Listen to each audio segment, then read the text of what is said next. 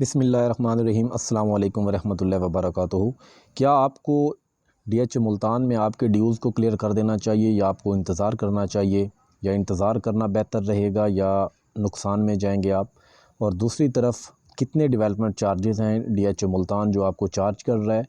और साथ में अगर आप प्लॉट बाय करने जाते हैं तो क्या आपको बिल्कुल टाइम के ऊपर ही ट्रांसफ़र चार्जेस देने पड़ेंगे, मतलब at the time of transfer देने पड़ेंगे, या आप बाद में इंस्टॉलमेंट पे आप जा सकते हैं? तो सबसे पहले हम देखते हैं कि डीएच मुल्तान के टोटल डेवलपमेंट चार्जेस हैं कितने। देना ना देना या कोई भी इंस्टॉलमेंट है वो हम बाद में डिस्कस करते हैं।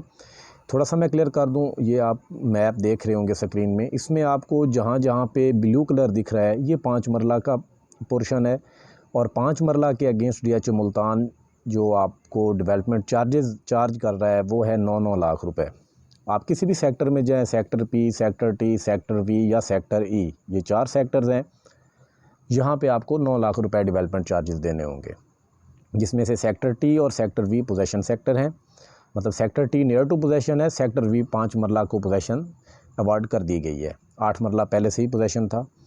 अच्छा, इसके अलावा अगर आप देखें तो आपको जो ग्रीन कलर है वो आपको 10 मरला दिख रहा है।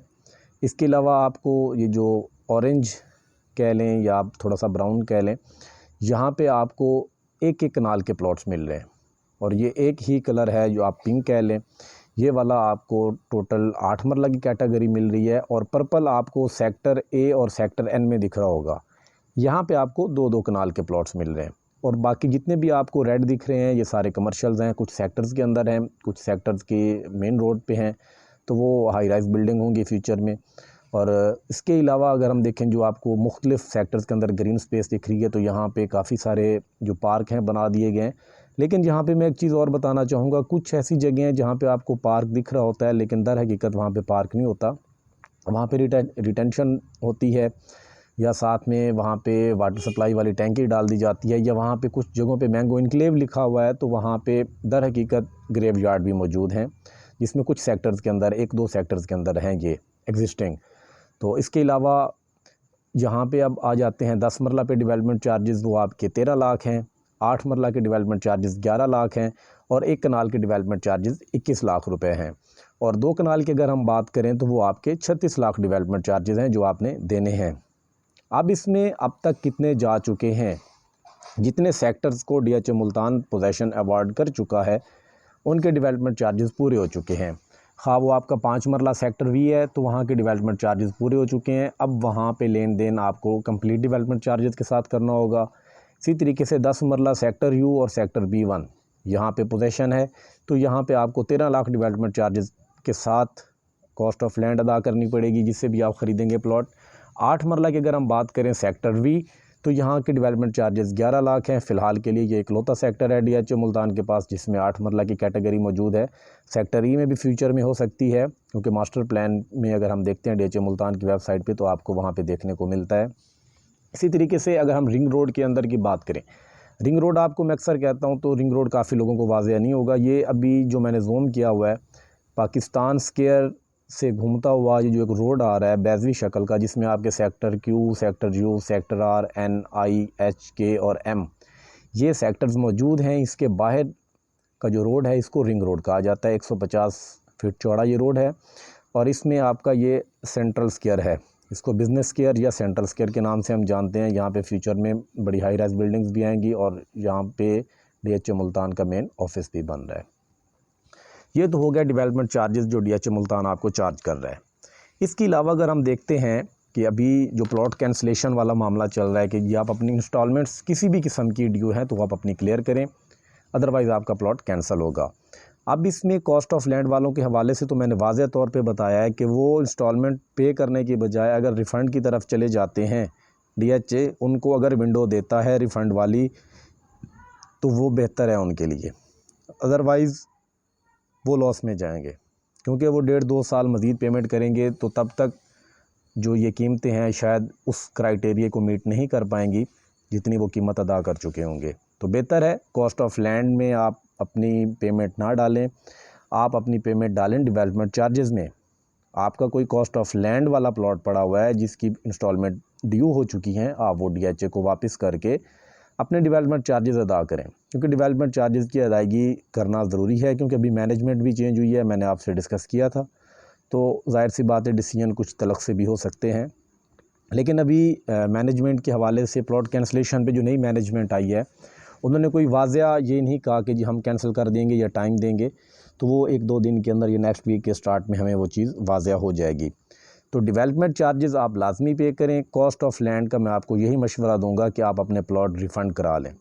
कल बल्कि किसी एक का अज़ीज़ का कमेंट भी आया हुआ था कि जी 5 मरला में मैंने शायद वापस करवाना चाहा है, तो वो विंडो क्लोज़ हो चुकी है।